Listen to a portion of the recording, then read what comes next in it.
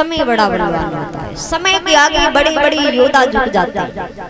वक्ता राजा हरिश्चंद्र हाथ जोड़कर कहने लगे, भैया आप मुझे खरीद लो। क्या बोले हरिश्चंद्र?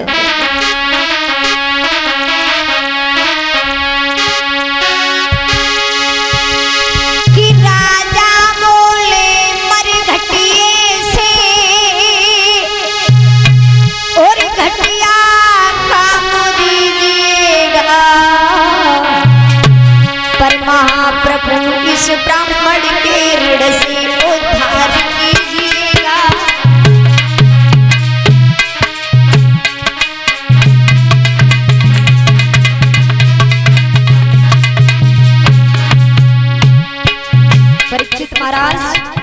परीक्षित महाराज राजा हरिश्चंद्र कहने लगे, अरे मरघटिए से भी घटिया काम दे देना मैं करूंगा, लेकिन इस ब्राह्मण का जो ऋण हमारे ऊपर है किसी प्रकार से अदा करवा दीजिए।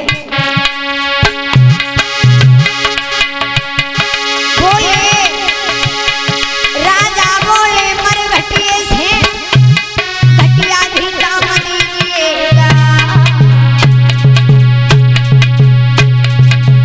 और पर महाप्रभु इस ब्राह्मण के ऋण से उद्धार कीजिएगा।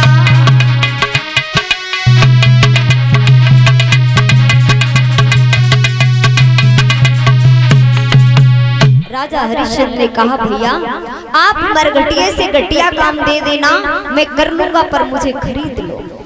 उसी समय कालू मेहतर ने 20 बार सोना दिया और महाराज सत्यवादी को खरीद लिया। जब हरिश्चंद्र को खरीदा, भक्तों हुआ ऐसा, जो ही बिकने को हुए धर्मवीर तैयार, त्यों ही रानी ने कहा सहसा उन्हें पुकार। राजा हरिश्चंद्र जैसे बिकने के लिए तैयार हुए तो रानी तारा ने दोनों हाथ जोड़े। रानी तारा कहने लगी, महाराज आप मुझे पहले बेच दे रहे हो, बाद में खुद बिक रहे हो। अगर आप पहले बिक गए और बाद में मैं बिकी, आप चले गए, तो वो तुम्हारा धन और धर्म नहीं कहलाएगा, पहले मुझे बिक जाने दो। राजा हरिश्चंद्र ने कालू नेत्र से निवेदन किया, ये कहा, भैया पुनः मेरी रानी को बिक जाने दो, उसके बाद हम तुम्हारे साथ चलेंगे। कालू नेत्र कहने लगा, ठीक है जैसी आपकी इच्छा है। उसके बाद में एक बेश्या आई है जो रानी तारा को खरीदने लगी, लेकिन धन लेकर के नहीं आई। तारा प्रार्थना करती है विश्वामित्र से, ब्राह्मण हमें वेश्या के हाथों मत बेचो, क्योंकि मेरा धर्म नष्ट हो जाएगा।